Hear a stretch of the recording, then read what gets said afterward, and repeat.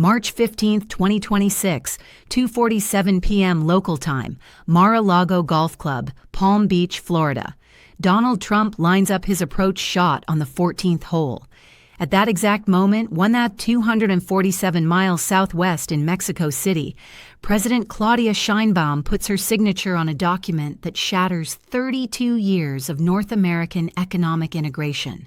The $95 billion BRICS partnership agreement gets signed while Trump's golf ball lands in the sand trap. Here's what the media won't tell you. This wasn't about trade diversification or economic opportunity. This was about survival. 3 days earlier, Trump had threatened Mexico with 35% tariffs on all exports unless they agreed to pay for border wall construction retroactively, $47 billion over 10 years. Mexico's response wasn't a diplomatic protest. It was this meeting in Mexico City with BRICS representatives that changes everything about how power works in this hemisphere. Let me walk you through what actually happened, minute by minute, because the timing reveals the coordination that took 18 months to execute. The official story sounds routine. Mexico joins BRICS to expand trade opportunities, diversify economic partnerships, strengthen South-South cooperation, standard diplomatic language about mutual benefit and shared prosperity. But when you track the money flows, the timeline, and who was in that Mexico City room, you realize what this actually represents.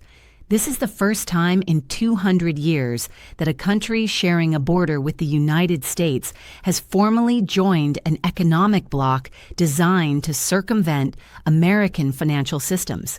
The Monroe Doctrine just died, and it happened while Trump was working on his short game. March 12, 2026, 11:23 a.m. Eastern. Trump posts on Truth Social. Mexico will pay $47 billion for the wall they should have funded years ago. 35% tariffs start April 1st unless they agree. No exceptions. That's the trigger.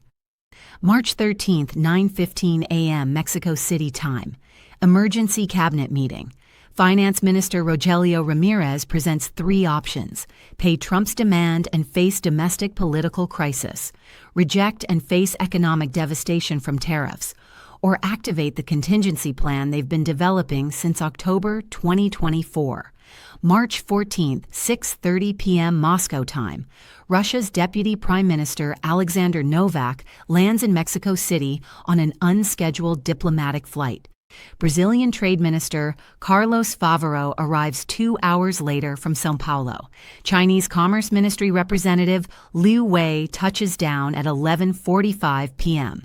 By midnight, 4 BRICS representatives are in Mexico City for what was announced as routine trade consultations. But here's what nobody reported. At 1:15 a.m., a 5th plane lands in Mexico City. No diplomatic markings. Inside, Mohammed bin Salman's economic advisor with authorization for $12 billion in Saudi energy financing. The Saudis weren't officially joining the meeting, but their money was. March 15th, 6:45 a.m. Emergency session begins at Los Pinos presidential residence. Not in the main conference room, in the secure communications facility designed for national security briefings. Present: President Sheinbaum, Finance Minister Ramirez, Foreign Secretary Alicia Bárcena, and Central Bank Governor Victoria Rodriguez Ceja. Also present via encrypted video, Reserve Bank of India Governor, People's Bank of China Deputy Governor, and Russian Central Bank First Deputy Governor. The agenda wasn't trade promotion, it was financial architecture. At 8:30 a.m., they activate Mexico's contingency plan, Operación Independencia, developed since October 2024, when Trump's election became probable. The plan's assumption: any Trump second term would attempt economic subjugation through tariff warfare. The response: create dollar exit ramps before threats materialized. By 11 a.m., they finalized technical specifications for peso-yuan swap arrangements. Mexico's central bank commits to maintaining $8.5 billion in yuan reserves by December 2026. China's central bank reciprocates with 8.5 billion peso reserves. Direct currency trading starts bypassing New York clearing systems by August 2026. March 15th, 2:47 p.m. Eastern, Trump tees off at Mar-a-Lago. Same minute, Sheinbaum signs the preliminary BRICS partnership framework. The document commits Mexico to $95 billion in trade flows over 7 years, $34 billion in energy infrastructure investments from Russia, $28 billion in manufacturing partnerships with China, $18 billion in agricultural trade with Brazil, $15 billion in technology transfers and financial services integration. But here's the part that changes everything. Buried in Article 47, subsection C. All bilateral trade settlements between BRICS members and Mexico shall be conducted in local currencies, or yuan, with dollar settlements limited to third-party transactions requiring conversion. Translation: Mexico just agreed to bypass the dollar for $95 billion in annual trade by 2030. Article 52 reveals the enforcement mechanism. Mexico establishes yuan clearing banks in Tijuana, Guadalajara, and Monterrey. By November 2026, Chinese state banks provide $4.2 billion in trade financing for Mexican companies transitioning away from dollar invoicing. Russian energy giant Gazprom offers peso-ruble payment systems for natural gas imports, cutting energy costs by 18% compared to dollar-denominated contracts. Article 61 contains the sovereignty clause that makes reversal nearly impossible. If Mexico faces economic coercion from non-BRICS members, obviously targeting U.S. tariff threats, BRICS partners commit to increasing trade volumes by 25% above baseline projections. Essentially, the harder Trump squeezes, the faster Mexico integrates with BRICS systems. The immediate market reaction tells you everything. Mexican peso strengthens 2.3% against the dollar within 6 hours of signing. That's $11 billion in foreign exchange gains overnight. Meanwhile, shares of U.S. companies doing business in Mexico drop. Caterpillar down 4.2%, John Deere down 3.8%, General Motors down 5.1%. But here's what most analysts missed. Shares of Chinese companies with Mexican operations surge. BYD up 7.3%, CRRC Corporation up 6.8%, China Communications Construction up 5.9%. Capital markets are pricing in the new reality before politicians understand what happened. Pause for a second. When a country that sends 83% of its exports to the United States formally joins an anti-dollar trading bloc, that's not diversification, that's choosing sides. Now let me show you who actually orchestrated this, because the financial architecture reveals something much bigger than Mexican independence. Russia needed a North American foothold after 2 years of Western sanctions. China needed to crack the U.S. economic sphere in its own hemisphere. Brazil needed a manufacturing partner for its industrial expansion. Mexico needed protection from Trump's economic warfare. All 4 interests converged on one solution: formalize Mexico's integration into non-dollar trade systems. The genius of the timing lies in the impossible position it creates for Washington. Trump can follow through on tariff threats, which pushes Mexico deeper into BRICS partnerships and makes the dollar bypass permanent. Or he can back down, which signals that threatening BRICS members carries no consequences. Either way, American leverage decreases. This follows a pattern that's been accelerating since 2022. Saudi Arabia discussing oil sales in yuan, India paying for Russian energy in rupees, China and Brazil eliminating dollar intermediation for bilateral trade. Each bilateral agreement creates precedent for the next one. Mexico's decision means every Latin American country now has a proven template for reducing dollar dependence. The cascade effect starts immediately. Within 72 hours of Mexico's signing, Colombia announced preliminary discussions with BRICS representatives. Venezuela, already isolated by U.S. sanctions, accelerated yuan adoption for oil sales. Argentina's government issued statements about exploring alternative trade mechanisms. But the real domino falls 96 hours later. March 19th, Colombian President Gustavo Petro meets privately with Chinese Ambassador Lan Hu. March 20th, Colombia considering BRICS observer status. March 21st, Lula calls Petro personally. March 22nd, Lavrov schedules routine diplomatic visit to Bogotá for April 15th. The template spreads faster than Washington can respond to it. March 25th brings the real shock. Justin Trudeau, facing Trump's threats about making Canada the 51st state, authorizes Trade Minister Mary Ng to explore all available partnerships for Canadian economic security. March 26th, China's ambassador to Canada requests urgent meeting with Foreign Affairs. March 27th, Chinese state media publishes Northern Neighbor Seeks New Horizons, diplomatic signal that Beijing is receptive to Canadian outreach. By month's end, every country in the Western Hemisphere except the United States is either in BRICS, applying to BRICS, or publicly discussing BRICS partnership options. This isn't 5 separate countries making independent decisions. This is systematic dollar displacement happening in real time, coordinated through Chinese economic diplomacy that took 3 years to position correctly. The numbers show the structural consequences. Mexico represents $496 billion in annual U.S. trade. If even 30% of that shifts to non-dollar settlement over 3 years, that's $148 billion in reduced dollar demand annually. Applied across Latin America, we're looking at $400 billion in trade flows, exiting dollar systems by 2029. When countries don't need dollars for trade, they don't need dollar reserves. When they don't need dollar reserves, they sell U.S. treasuries. Treasury prices drop, yields spike, U.S. borrowing costs rise. The $38 trillion national debt becomes more expensive to service every quarter. Here's the historical parallel that matters. In 1971, Charles de Gaulle called the dollar system an exorbitant privilege and started converting French dollar reserves to gold. Nixon responded by closing the gold window, ending Bretton Woods overnight. But France was across an ocean and represented 4% of global GDP. Mexico is across a 1,054-mile border and represents the 12th largest economy. When your immediate neighbor joins a currency bloc designed to bypass your financial system, geography becomes destiny. But there's a deeper parallel that terrifies Washington strategists. In 1823, the Monroe Doctrine declared the Western Hemisphere off limits to European powers. The doctrine worked for 200 years because no alternative system offered comparable benefits to American partnership. Countries chose the U.S. not from loyalty, but from incentive.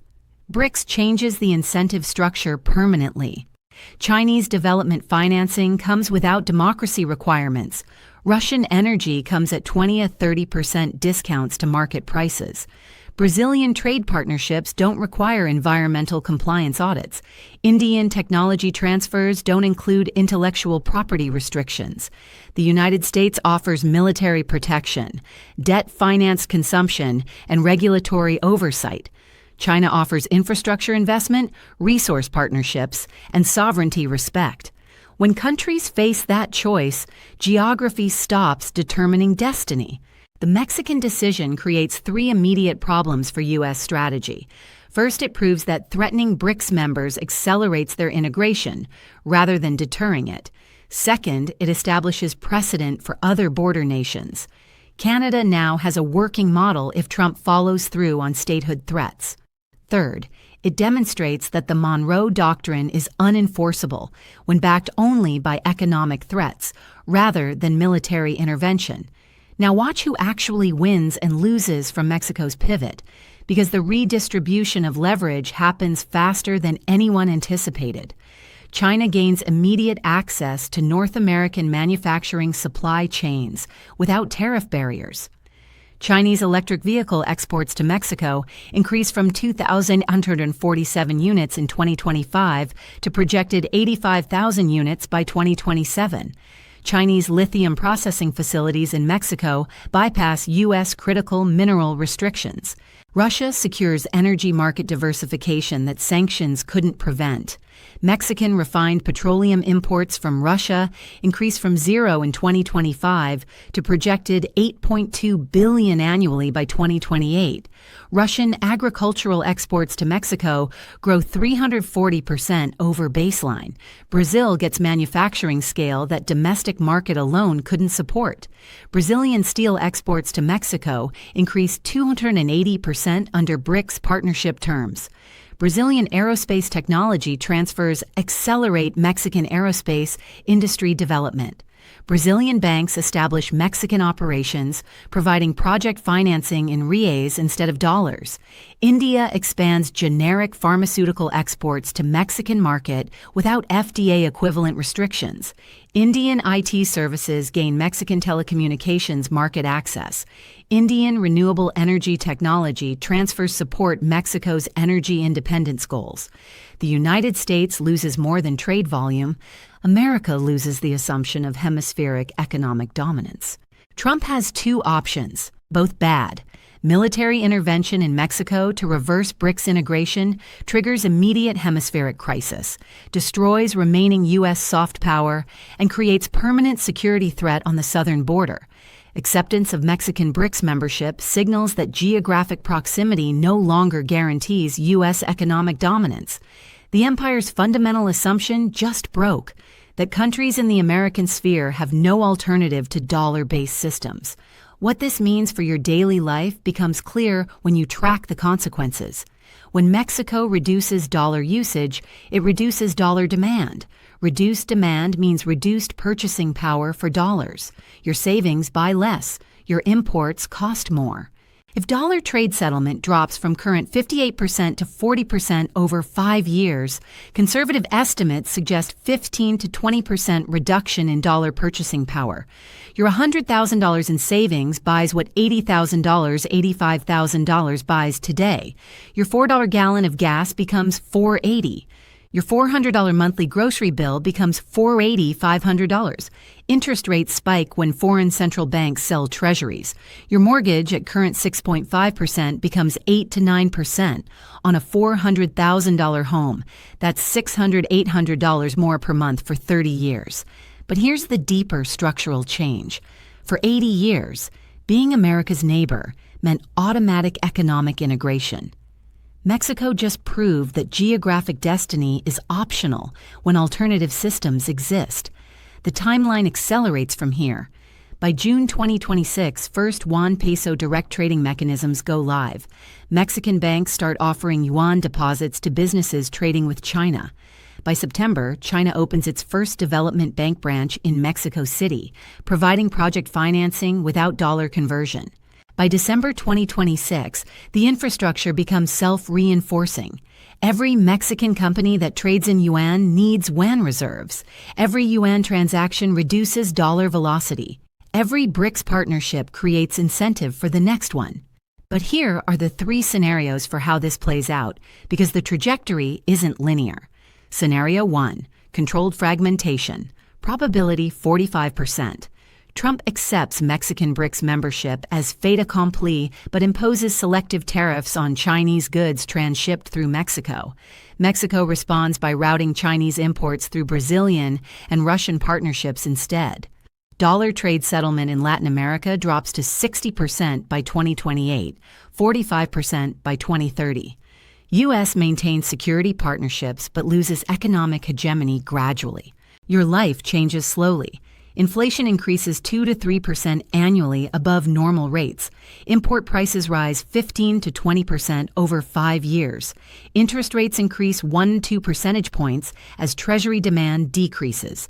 Painful but manageable adjustment. Scenario 2, sudden rupture. Probability 35%.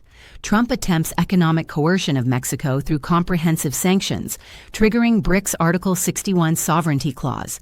China, Russia, Brazil, and India increase Mexican trade by 25% immediately, providing $126 billion in alternative market access overnight. Other Latin American countries join BRICS en masse for protection. Dollar trade settlement collapses below 40% within 18 months. Treasury sell-off accelerates. Federal Reserve forced to monetize debt at unprecedented scale. Your savings lose 30 to 40% purchasing power within 2 years. Mortgage rates spike to 12 to 15%. Import-dependent industries shed millions of jobs. Social crisis follows economic crisis. Scenario 3. Negotiated coexistence. Probability 20%. Washington recognizes that military intervention in Mexico is impossible. Economic coercion counterproductive.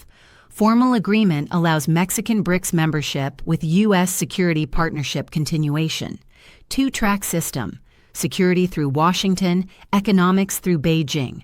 Requires unprecedented U.S. strategic humility. Least likely given current political dynamics. The wild cards that could change everything. Saudi Arabia announces oil sales in yuan within 90 days. Probability 25%. If this happens, every oil importing nation needs yuan reserves immediately. Mexican BRICS membership becomes template for global energy trade restructuring. Canada formally applies for BRICS partnership by year-end. Probability 40%. If both North American neighbors join Chinese economic bloc, U.S. isolation in its own hemisphere becomes irreversible. China invades Taiwan before U.S. can respond to Mexican crisis. Probability unknown but rising. Military conflict overrides economic considerations. BRICS partnerships become wartime alliances. European Union announces yuan trade settlement mechanisms for China trade. Probability 30%. If Europe follows Mexico's template, dollar system faces coordinated challenge on 3 continents simultaneously. The breaking point comes when other border nations realize Mexico succeeded. Canada faces similar Trump threats about statehood and resource extraction. If Canada follows Mexico's template, U.S. economic isolation in its own hemisphere becomes mathematically irreversible. We're watching the end of the assumption that geography equals loyalty. Mexico just demonstrated that when forced to choose between domestic sovereignty and American partnership, sovereignty wins. The $95 billion BRICS partnership signed while Trump played golf represents the moment America's backyard became contested territory. The Monroe Doctrine survived 2 world wars, the Cold War, and the rise of China. It died on a golf course in Palm Beach while the president worked on his sand trap technique. Math doesn't care about American exceptionalism. When your neighbor joins your rival's economic bloc, proximity stops being privilege and starts being vulnerability.